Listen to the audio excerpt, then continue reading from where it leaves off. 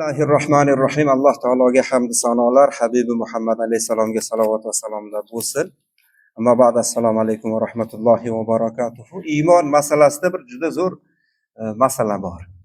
Masala shuki, Allohga ishonish nima bilan bo'ladi desa, Imom Azam rahmatullohi alayhi Allohga ishonishda bitta sharti bor. Nima desa, qalb bilan ishonish kerak. Endi u kishining ikkita shogirdlari bor, eng katta shogirdlari Imom Abu Yusuf va Imom Muhammad. Bular aytadi, iymonning shartini ikkita deymiz. Biri Allohga ishonish qalb bilan, ikkinchisi til bilan shuni tasdiq qilsin. Til bilan ishonamizmi desa, yo'q, til bilan ishonilmaydi. Ishonish qalb bilan bo'ladi, lekin uning ishongan, ishonmaganini biz bilmaymiz-ku. Shuning uchun tili bilan aytsagina keyin tasdiqlaydigan bo'ladi. Shuning uchun ikkita deymiz shartini. Qalb bilan ishonish, til bilan tasdiqlash. Ana endi Imom Shofiy rahmatullohi alayh va u kishini shogirdlari aytishdiki, Allohga ishonish sharti 3 ta dedi. Iymonning sharti 3 ta dedi. Nima desa, qalb bilan tasdiqlash, til bilan musulmon ekanligini e'tirof qilib kalimani aytishlik, xo'p, uchinchisi desa amal qilish dedi. Shunda bular savol berishdiki, qanday amal qilmagan odam kofirmi? Masalan, bir odam Allohga ishonadi, yo boshqa, yoki namozni qoldirib qo'ydi, shundaymi? Yoki ro'zani qoldirib qo'ydi, yoki shunaqa ishlardan biri bo'ldi, shu odam kofir bo'ladimi? Desa, yo'q, shu odam kofir bo'lmaydi. Iymonni to'ldirish shartlaridan dedik xolos. Lekin aslida Allohga ishonish qalb bilan bo'ladi, til bilan aytsa, shu bilan musulmon o'sha odam. Tasavvur qiling, qancha ibodat qilmaydigan musulmonlar bor. Hammasini kofir deya olasizmi? Endi zohiriylar bor. Zohiriy mazhablar bor. Zohiriy degani nima degani desa, zohir o'zi ko'rinish degani-ku. Shu ko'rinishga qarab oladiganlar bor.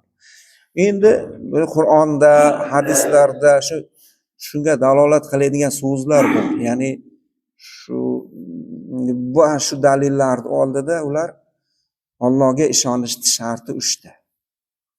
Iymonning sharti 3 ta. Qalbing bilan amal qilasan, tiling bilan e'tirof qilasan, la ilaha illalloh Muhammadur Rasululloh aytasan va amal qilasan. Endi amal qilmasa-chi, desa, amal qilmasa kofir dedi. Zohiriylar bular. Zohiriylarga ergashganlar ham juda ko'p hozir dunyoda.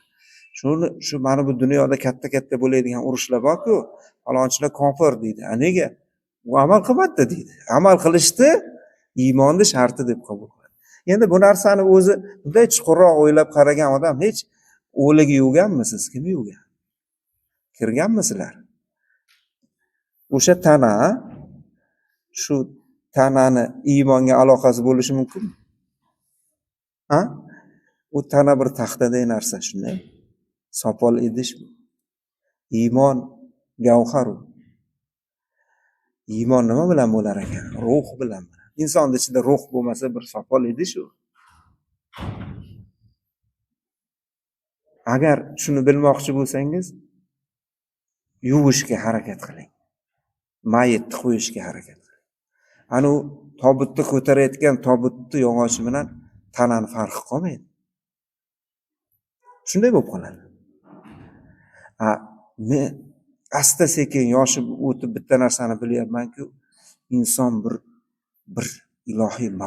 ilohiy demaylik, bir mo'jizakor bir mavjudotki, aqlga sig'maydi. Uni boshqa jonzot bilan tenglashtirib bo'lmaydi.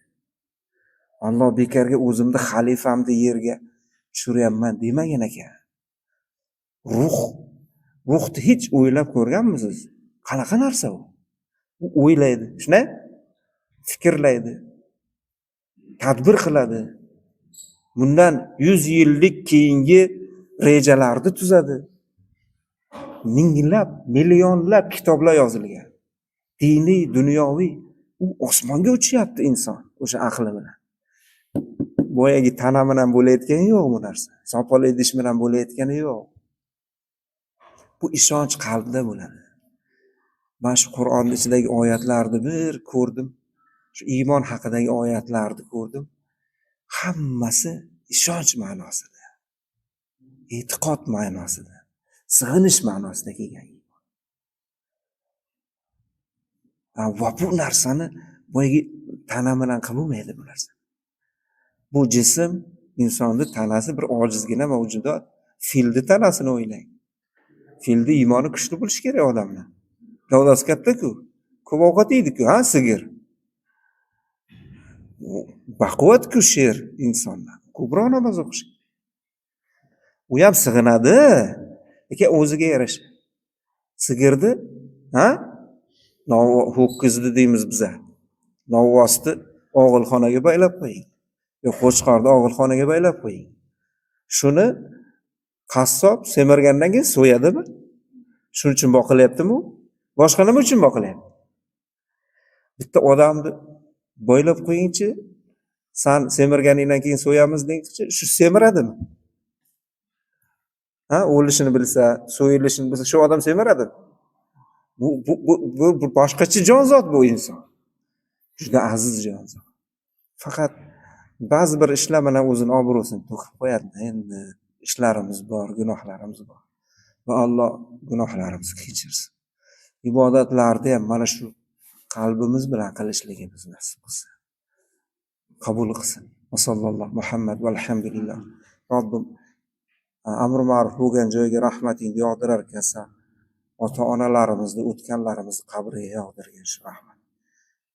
Bi rahmatika ya arhamar rohim. Assalomu alaykum va rahmatulloh.